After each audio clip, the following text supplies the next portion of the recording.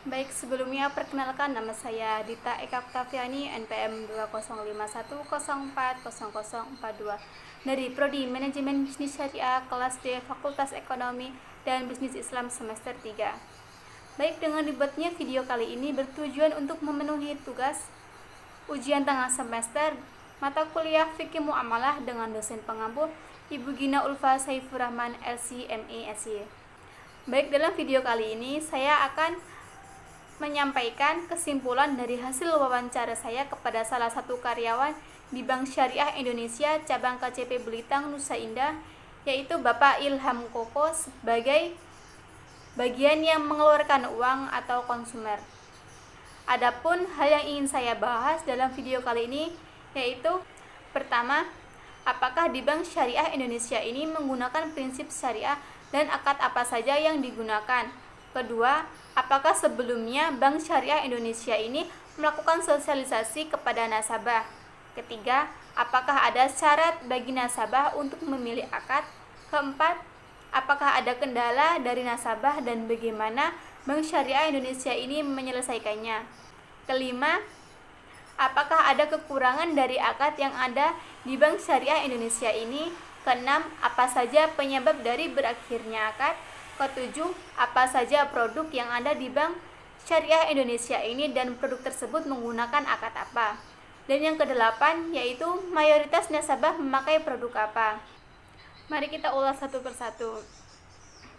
Apakah di Bank Syariah Indonesia ini menggunakan prinsip syariah dan akad apa saja yang digunakan? Nah, pada lembaga keuangan syariah Bank Syariah kali ini menggunakan prinsip syariah, namanya juga kan Bank Syariah. Nah, di dalam bank mempunyai dua pokok tugas, yaitu menghimpun dana dan menyalurkan dana. Menyalurkan dana dalam hal ini dari uang yang dihimpun tadi. Bank juga bisa berdiri tanpa modal, yaitu dengan cara memasang template dengan embel-embel Bank Syariah. Modal itu dari mana? Nah, modal dari dana yang dihimpun dari masyarakat dan nanti akan disalurkan lagi. Dan nantinya akan mengerucut lagi nih, bank yang sehat itu bank yang bagaimana? Nah, bank yang sehat itu di mana dana yang disalurkan tidak melebihi tabungan yang dihimpun. Misalnya, nasabah menabung 80 juta dan disalurkan lebih dari 80 juta, di mana dalam hal ini ada sesuatu atau tidak sehat lagi. Dan misalnya, ada dana 100 juta yang boleh disalurkan sehatnya hanya setengahnya, biasanya 60%, cuma itu jarang dan itu disalurkan untuk pembiayaan orang lain, sisanya disimpan untuk modal lagi, dan tidak boleh ada uang 100 juta langsung dikasihkan ke orangnya tersebut 100 juta atau dikasihkan semuanya. Dalam penghimpunan dana menggunakan dua akad, yaitu mudharabah atau bagi hasil dan wadiah titipan. Nah, untuk menyalurkan dana menggunakan akad murabahah, rohen, ijarah, qard, hawalah, kafalah, istisna, musyarakah, salam, wakalah. Yang selanjutnya, apakah sebelumnya Bank Syariah Indonesia ini melakukan sosialisasi kepada nasabah? Nah, Bank Syariah Indonesia pasti melakukan sosialisasi. Kita boleh melakukan survei di mana ada bank syariah. Ada tidak sih yang tidak sesuai dengan peruntukan? Misalnya untuk usaha. Jika usahanya tidak ada, maka bank tidak akan menyalurkannya. Dan di bank syariah ini, usahanya realnya apa yang nantinya akan disurvei ketika uang sudah cair, benar atau enggak uang itu dibelikan. Sebab ada dua akad wakalah di mana akad ini diwakilkan kepada bank untuk pembelian barangnya dan juga diwakilkan kepada nasabahnya.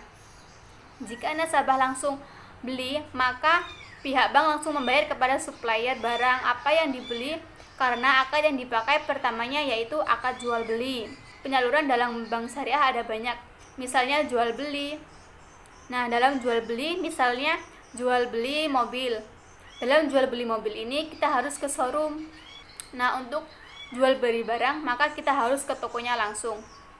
Penyaluran dana juga banyak jenisnya, diantaranya jual beli, sewa, dan gadai. Selanjutnya, apakah ada syarat bagi nasabah untuk memilih akad? Tidak ada syarat khusus karena untuk memilih akad sesuai dengan peruntukan, di mana bank syariah ini tidak ada pilihan dan tidak ada unsur tipu menipu. Semisalnya perusahaannya bengkel, ya bengkel itu yang nantinya akan dihitung. Jika nasabah membicarakan mengenai sawah, maka sawah tersebut tidak akan dihitung. Selanjutnya, apakah ada kendala dari nasabah dan bagaimana bank syariah ini menyelesaikannya? Kendalanya yaitu butuhnya edukasi lagi, di mana masyarakat yang tentunya mayoritas muslim dan kurang paham tentang namanya akad dan taunya selesai.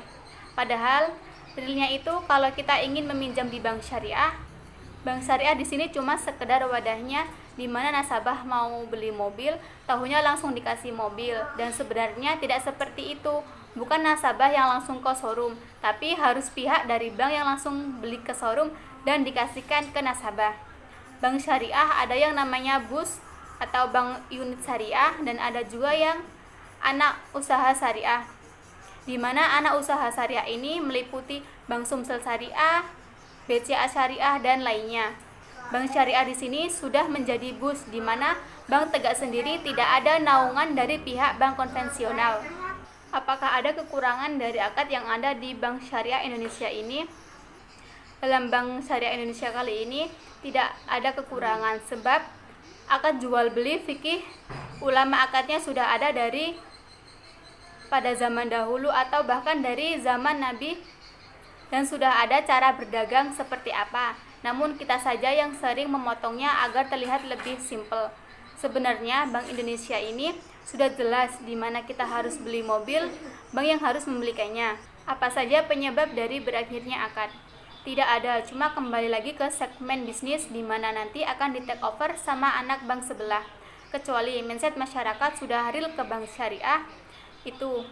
Tapi jarang kalau memang bank sebelah turun suku bunga, maka peduli apa masyarakat terhadap syariah, di mana di sini jika bank syariah mengambil keuntungan kecil, masyarakat sudah merasa terzolimi.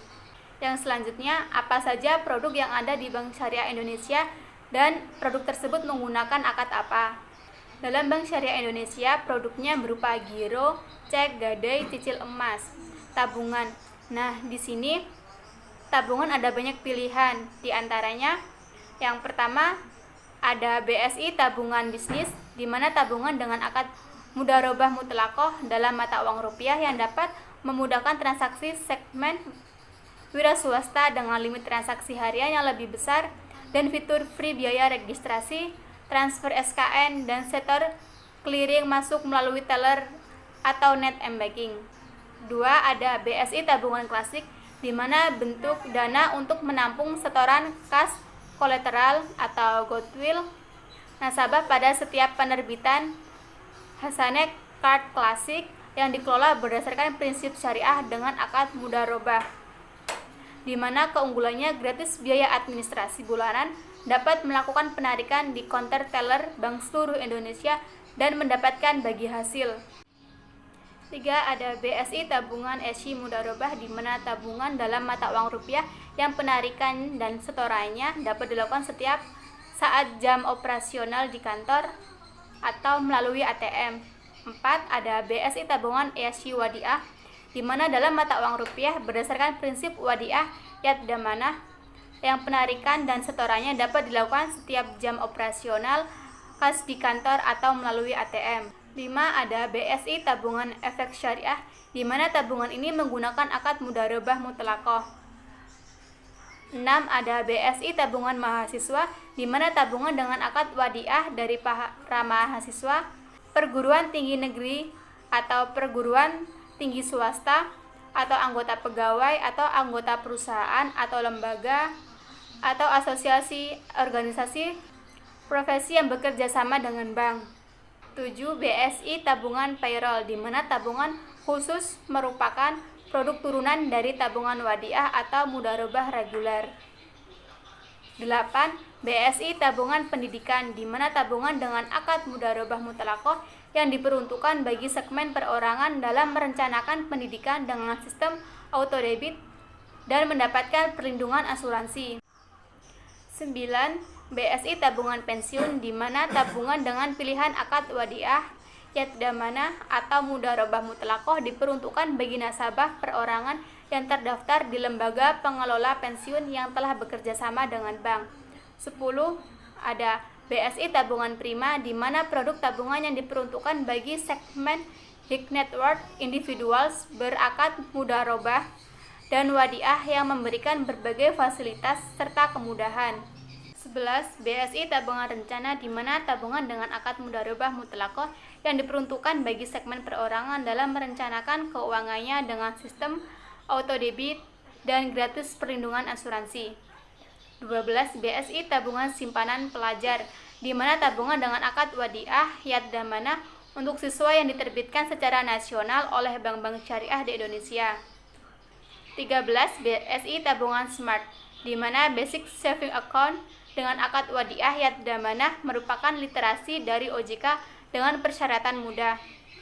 14. BSI Tabunganku, di mana tabungan dengan akad wadiah yad damanah untuk perorangan dengan persyaratan mudah dan ringan yang diterbitkan secara bersama oleh bank-bank Indonesia guna menumbuhkan budaya menabung serta meningkatkan kesejahteraan masyarakat. Terakhir, mayoritas nasabah memilih produk apa? Di sini mayoritas nasabah memilih produk tabungan wadiah dengan alasan pembiayaan yang gratis. Dan saat ini Bank Syariah Indonesia merupakan bank terbesar nomor 7 di Indonesia dan telah menjadi bank digital di mana semua dilakukan secara online. Mungkin itu saja yang dapat saya sampaikan mengenai kesimpulan dari hasil wawancara saya kepada salah satu karyawan di Bank Syariah Indonesia cabang KCP Belitang Nusa Indah. Apabila ada salah saya mohon maaf, kepada Allah saya mohon ampun. Saya akhiri, wassalamualaikum warahmatullahi wabarakatuh.